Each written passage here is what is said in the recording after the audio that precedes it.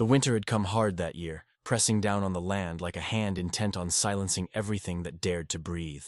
The plains lay buried beneath a white hush, and the fences that once traced the Boone Ranch now vanished into the drift like lines erased by memory. Elias Boone moved through it all with the steady rhythm of a man who'd grown used to the weight of silence. His every step crunched through the snow, the sound sharp and clean, echoing against the empty sky. The cold bit through his coat, but he welcomed it.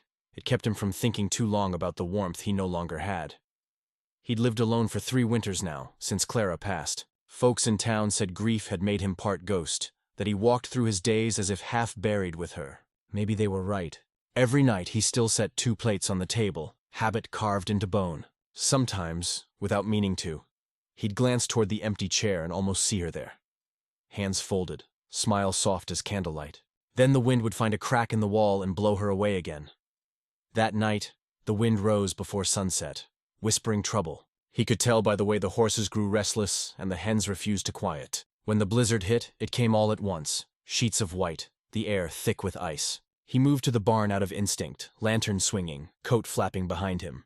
The storm howled around him like something alive. He pushed the door open against the gale, the hinges shrieking. Inside, the animals huddled close, their breath rising like ghosts. He was halfway through checking the stalls when he saw it. A shape collapsed near the haystack, half buried under snow blown through the cracks. At first he thought it a lost calf, until he saw the pale hand curled like a fallen petal. His heart jolted. He dropped to his knees, brushed away the snow and found a face. Young, colorless, lips tinged blue. She wore a torn white dress, the kind a bride might wear if the day had gone terribly wrong. He lifted her without thinking. She weighed almost nothing, cold as the snow itself. He carried her inside, stumbling against the wind, and laid her by the fire. He stripped off his gloves, fumbled to light another log, cursing softly when his hands shook. The flames caught, throwing gold across her face. Her lashes fluttered, but she didn't wake. "Don't you quit," he muttered, voice rough. "World's cruel, but it ain't done with you yet." Hours passed. He fed her broth by the spoon, rubbed her hands to coax the life back. When at last she stirred, her eyes opened wide and frightened. She looked around the small cabin, the rough-hewn walls, the single bed, the man sitting beside her, and shrank back. "You're safe," he said gently. "Name's Boone, Elias Boone." Her voice came as a whisper, barely formed. "Wren." The name hung between them, fragile as ice. She slept again, and he sat there, watching the firelight dance along the rim of her hair. He should have felt something like guilt, having a stranger in his home, a woman with no explanation. But all he felt was the old ache of recognition. He'd seen enough suffering in his time to know it when it knocked on the door. By morning, the storm had quieted, leaving the world buried and still. He found her awake, sitting by the window, staring at the blank white outside. Her hands trembled when she reached for the cup of water he offered. "Where'd you come from?" he asked softly. Her gaze didn't leave the horizon. "From nowhere worth going back to." He nodded once. There was truth enough in that. For 2 days he said little, and she said even less. She stayed near the hearth, wrapped in an old quilt that had belonged to Clara. He could feel her shame like a shadow that refused to leave. Once, while tending the fire, she caught him looking at her torn dress and said quietly, "He left me." He didn't ask who. When the snow thinned, Elias rode into town for supplies. The air was sharp, the sky a hard blue. At the general store, the whispers began before he'd even stepped through the door. "Boone's got company," one voice said. "A woman. Wearing a bride's gown, they say." "Danner's woman," another murmured. "Heard they married last week. Guess she couldn't please him long." Elias kept his jaw tight, paid for his flour and coffee, and left without a word. But as he mounted his horse, he heard one last whisper drift through the door. "Poor fools, taken in another ghost." When he returned, Wren was out in the yard, her hair loose, trying to sweep snow from the steps with a branch. She looked small against the endless white, her movements slow but determined. He watched her a long while before dismounting. "Town's talking," he said quietly. Her hands stilled. "They always do." He wanted to tell her not to care, that the world forgets faster than it forgives, but the words wouldn't come. Instead, he handed her the small parcel he'd brought, a plain wool dress, nothing fancy, just something whole. She held it like a fragile gift, her eyes shining though she tried to hide it. That night, they ate in silence. Outside, the wind had softened to a whisper. Inside, the fire crackled, the sound of thaw beginning. In the days that followed, a rhythm took shape. Ren tended to the chickens, baked bread, mended his torn shirts. Elias chopped wood, fixed the fence, listened to her hum softly when she thought he wasn't near. They spoke little, but the silence between them began to change. It no longer ached. It rested. Once, he found her standing by Clara's old rocking chair, fingers brushing the worn armrest. She turned quickly when she saw him. She must have been kind, she said. She was, he replied. And patient. Lord, she had to be. Ren smiled faintly the first time he'd seen her do so. It made the room warmer. The snow kept falling, lighter now, like feathers. Days folded into one another. Elias began to forget the sharpness of loneliness, though he didn't quite trust it. Sometimes he'd catch himself watching her. How she tucked hair behind her ear. How she whispered to the horses as if they understood. He'd look away then, reminding himself that kindness wasn't a promise. One evening, she placed a cup of coffee by his elbow while he mended tack. Steam rose between them, curling like breath. "You don't have to keep me," she said suddenly, voice low. He looked up. "Ain't keeping anyone. You stay 'cause you want to." Her eyes softened, but she said nothing more. The silence after was heavier than before, though not unpleasant. When spring seemed close enough to imagine, Elias began to feel something shift. The land outside remained frozen, but the house no longer felt hollow. He caught himself humming one of Clara's old tunes while working. Ren, sewing by the window, joined in softly, and the harmony startled him. It was as if the walls themselves exhaled. That night, he dreamed of footsteps in the snow. Two sets, side by side, fading toward the horizon. When he woke, the image stayed with him. But the West is a place that remembers its sins. One morning, while loading hay into the wagon, Elias saw a figure on the ridge. A rider watching. Even from that distance, he recognized the posture, rigid, mean with pride. Cole Danner. Elias said nothing to Ren. No good comes from stirring fear before it's due. But he felt the old weight return, the sense that the peace they'd found was borrowed, not earned. That evening, as the sun sank into a pale sky, he watched her feeding the horses. Snowflakes caught in her hair, melting against her cheeks. She looked different now, not like a ghost, but like someone learning to live again. He realized with quiet certainty that he'd do whatever it took to protect that light. From the barn, the horses shifted uneasily, as if they too felt the world holding its breath. Elias lifted his gaze to the far edge of the property where the snow met the dusk. There, faint but certain, came the distant thump of hooves, slow, deliberate. Drawing nearer, the sound rolled across the empty land.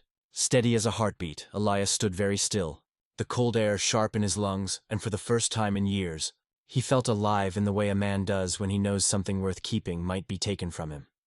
The fire in the house flickered, throwing long shadows against the frosted glass. Ren turned at the sound, a question in her eyes, but he only shook his head. "Nothing yet," he said quietly, though the echo of hooves told another story. Outside, the wind began to rise again, low and restless, carrying with it the scent of something coming. The night gathered around them, heavy with the promise of change. And beneath it all, the faint sound of two hearts that had been asleep too long, beginning at last to wake. By the next morning, the world seemed too still, as if the snow itself was holding its breath. Ren sensed the unease before Elias spoke a word. The horses refused feed, and the dogs wouldn't bark, only whined and watched the ridge where the tree line broke into white. When Elias finally told her what he'd seen, a rider, waiting. Her hands faltered over the kettle, the color draining from her face. "Cole," she whispered, voice almost lost to the crackle of the fire. Elias didn't answer. He didn't have to.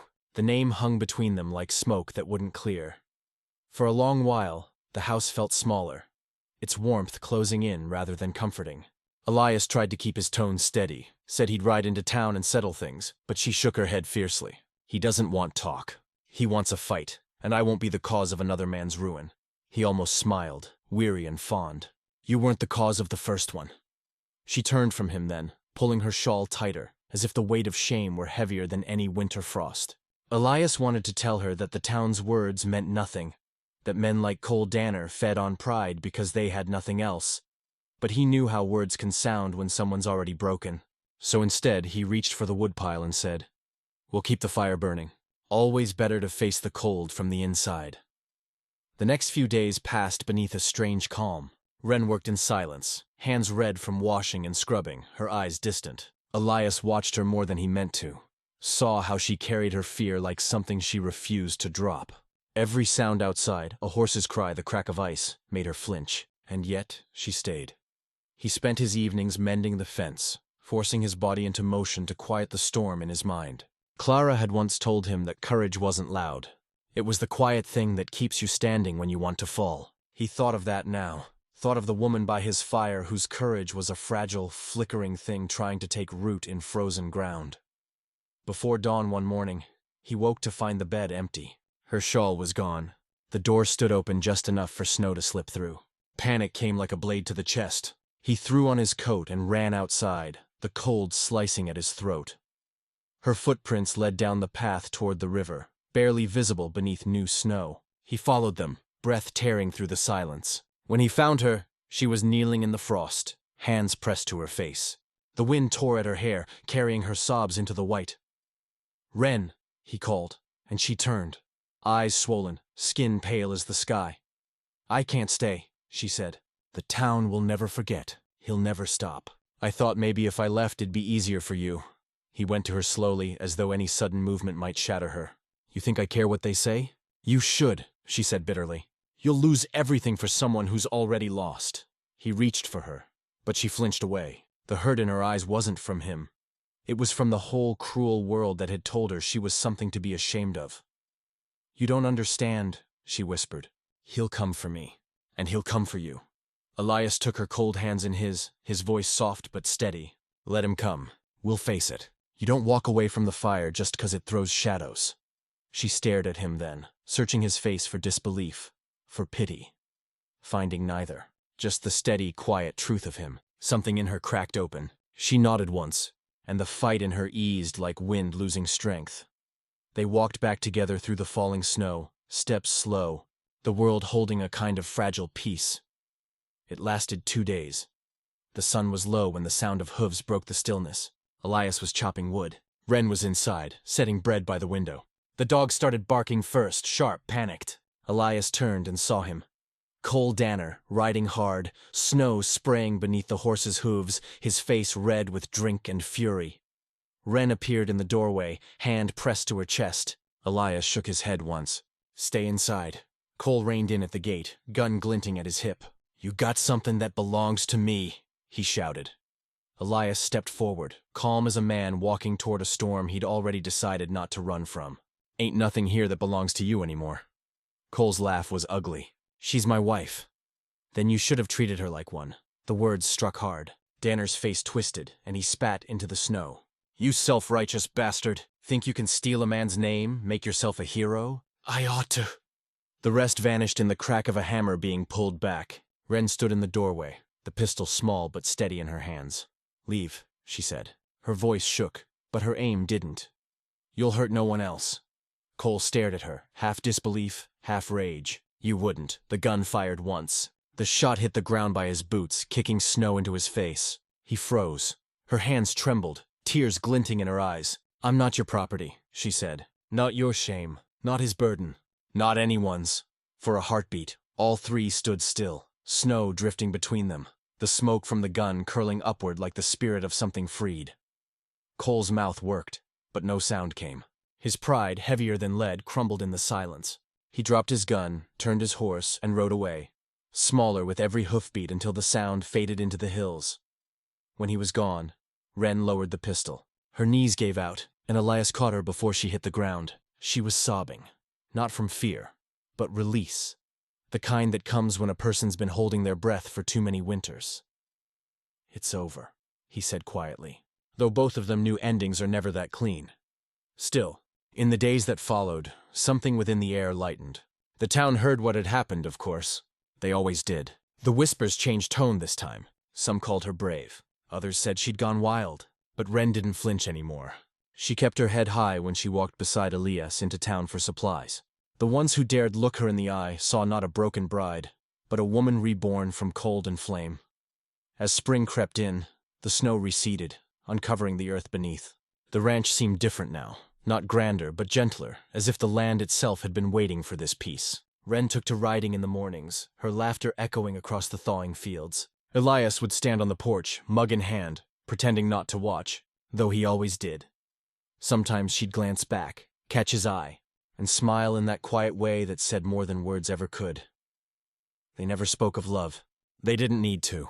It was there in the steady rhythm of shared work, in the evenings spent reading by lamplight, in the silence that no longer felt like sorrow. One evening, the sky blazed gold over the snowmelt. Wren stood by the barn door, tracing her fingers over the rough wood.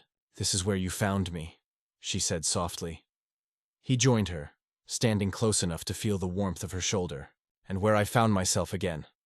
The moment stretched between them, tender and wordless. The world outside was thawing, and so were they. Years later, they would still talk about that winter, the one that nearly took everything and somehow gave it all back.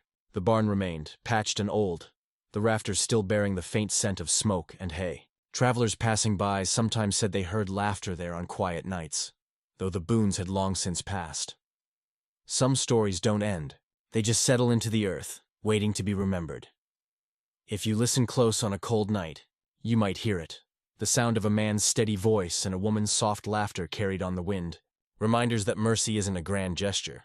It's a hand reaching out when the world's gone cold. It's a fire kept burning for someone you barely know. So if you ever find a soul left out in the snow, don't ask who they were or what they did. Just open the door. Let the warmth do the talking. And if this tale found its way to your heart, don't forget to subscribe, friend. There are more Wild West tales waiting, drifting like snow through time, each one a spark against the dark.